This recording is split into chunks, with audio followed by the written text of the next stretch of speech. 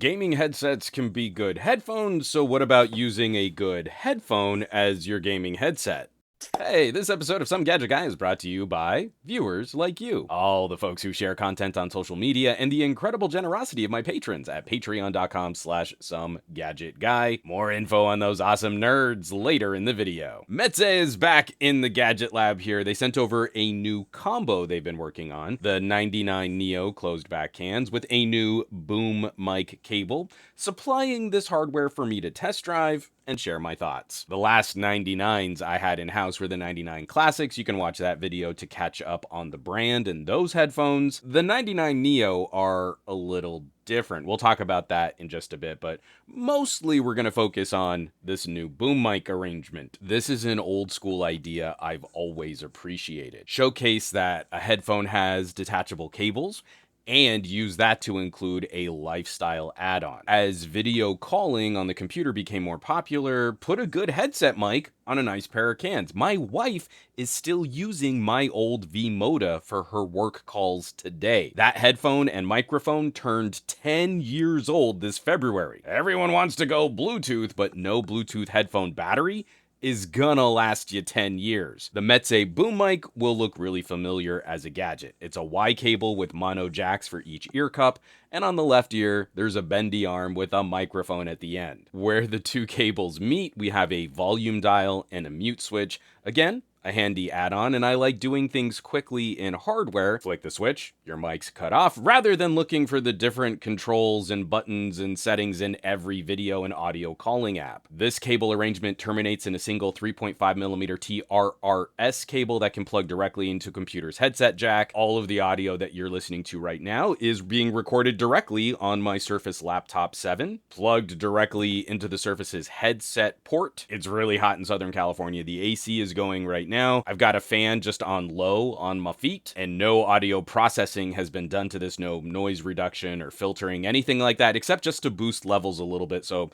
I sound a little fuller on your speakers or headphones. MEZE also includes a splitter adapter if you have old school separate headphone and microphone inputs. These are still kind of handy if you're plugging this directly into a PC. And for the boom mic, a travel pouch is included, and it's nice. It's a nice little carry bag. The one omission here, I wish MEZE would have added, whenever you put a microphone right next to your mouth, it's nice to have a little muff or a sock that can further tame puffs of air hitting the microphone. Here, you just need to kind of work with angles and the distance away from your face to stop plosives. If you want to get the mic a little closer, it would have been nice to have just that little foam add-on. But I'm a little torn on the connection side. MEZE is delivering all the analog bits, but we recently saw MEZE include a solid USB dongle DAC with their earbuds. Something like this would have increased the price of this boom mic, but maybe also make it more accessible if this is going to be used with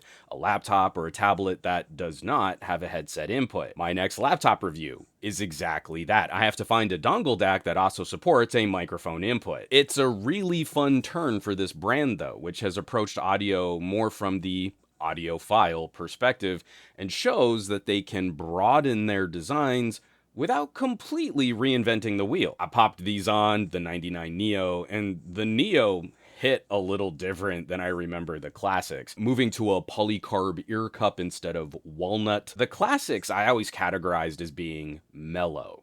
They're comfortable. They're great for longer listening sessions. The Neos are a little bassier. They're a little darker. Just playing around with headphones in-house, the Neo have become my daughter's favorite headphones, bar none.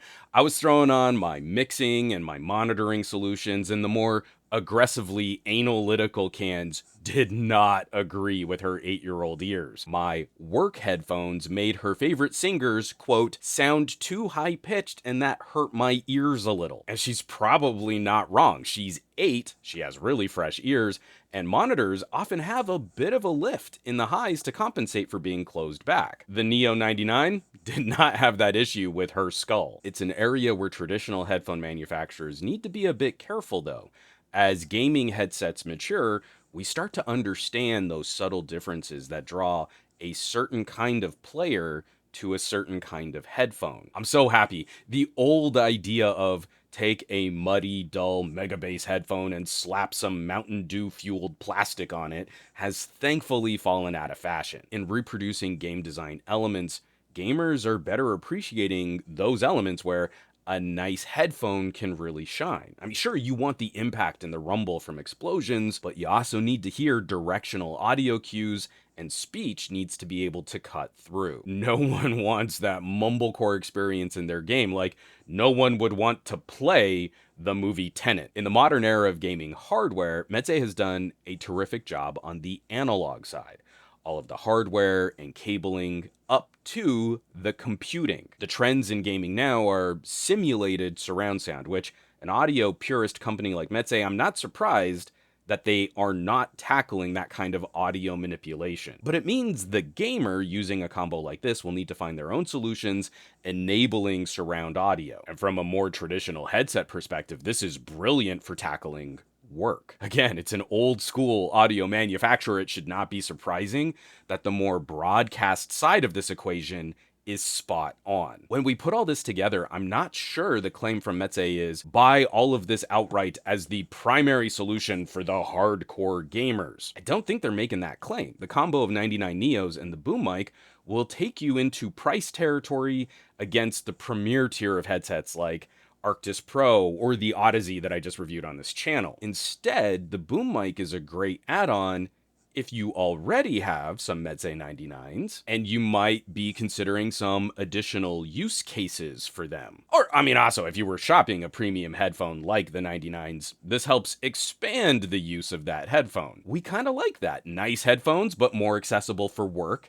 and play. I'm very pleased with this setup. I really like this combo, but the last piece of this, as I mentioned before, I hope MEZE will develop, or they'll consider partnering with a company to deliver a good DAC. If they're really looking to make this combo a product that's going to start walking into the gaming space, I do think they need to consider some of those other advanced gaming needs. But I can't really fault what they've chosen to deliver. I think they've nailed the claims they're making with this combo. So I will, of course, drop some links down below for more information on MEZE products. Maybe you want to shop these bad boys online. I love testing audio gear. It's my first passion, and the folks who get to see the results of my audio tests first are my amazing patrons. Like I said, I recorded all of the audio for this review through the Boom Mic connected directly to my Surface Laptop 7. Now, with all that Qualcomm hardware in that new laptop, is Windows still really frustrating to use with wired and wireless audio? That's a critical question for a lot of folks out there. I have a full breakdown on that performance as